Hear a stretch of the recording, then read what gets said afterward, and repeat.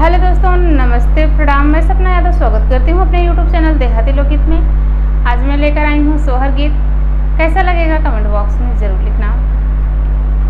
हमारो ननद बड़े चांचल, नचतई कूदत आवे, नचतई कूदत आवे हो।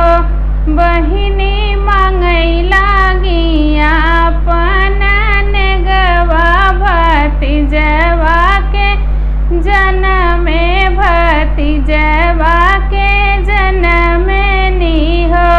ननदी मांगई लागी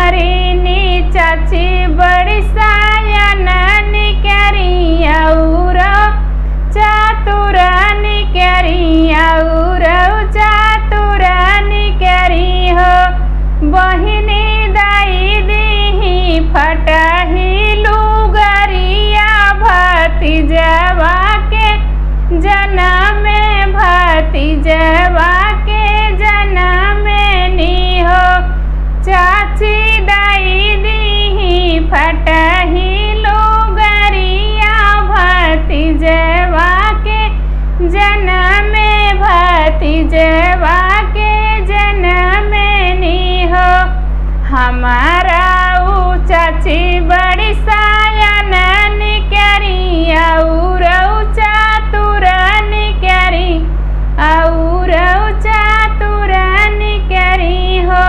चाची दाई दी फटाही लुगरिया भतीजवा के जन्म से हो। ननदी लैली फटाही लुगरिया भतीजवा के जन्म भतीजवा के जन्म से हो। ननदी सियात पूरत चली लुगरिया तो सड़िया के आसा नाही सड़िया के आसा नाही हो। ननदी सियात पूरत चली लुगरिया तो सड़िया के आसा नाही सड़िया के आसा नाही हो। हंसी हंसी पूछई उन कर भैया तो काऊ बहिनी ने गले बू काऊ बहिनी ने गले बू हो। बहिनी मंगई लागी चढ़ाने का घोड़ावा भतीजवा के जन्म भतीजवा के जन्म नी हो। बहिनी मंगई लागी चढ़ने को घोड़ावा भतीजवा के जन्म भतीजवा के जन्म नी हो। हमारा ऊ भैया बड़ा चातुरा निकरे और सायन निकरे और चालक निकरे हो। बहिनी दाई दे है धोबी कई गदहवा भतीजवा के जन्म भतीजवा के जन्म नी हो। बहिनी दाई दे है धोबी कई गदहवा भतीजवा के जन्म भतीजवा के जन्म से हो। हंसी हंसी पूछई उन कर भाभी की काऊ ननदी ने गले बू काऊ ननदी ने गले बू हो। ननदी मंगई लागी साल भर कई रासन भतीजवा के जन्म भतीजवा के जन्म से हो। हमारा ऊ भाभी बड़ी चालाक निकरी और चातुर निकरी और चातुर निकरी हो। बहिनी दाई दी पाते पे हारियारा लालनवा के जन्म लालनवा के जन्म से हो। भौजी दाई दी पाते पे हारियारा लालनवा के जन्म लालनवा के जन्म से हो।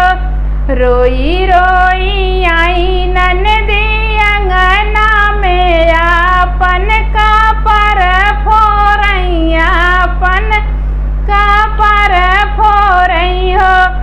ननदी चाटत चाली पाते कई हारियारा तो जिभिया उजरी गई पनियऊ के आस नाही हो।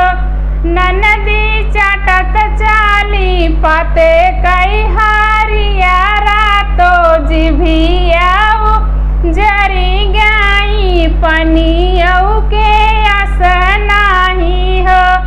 हमारा ननद बड़ी चांचल नचतई कूदत आवे नचतई कूदत आवे हो। हमारी ननद बड़ी चांचल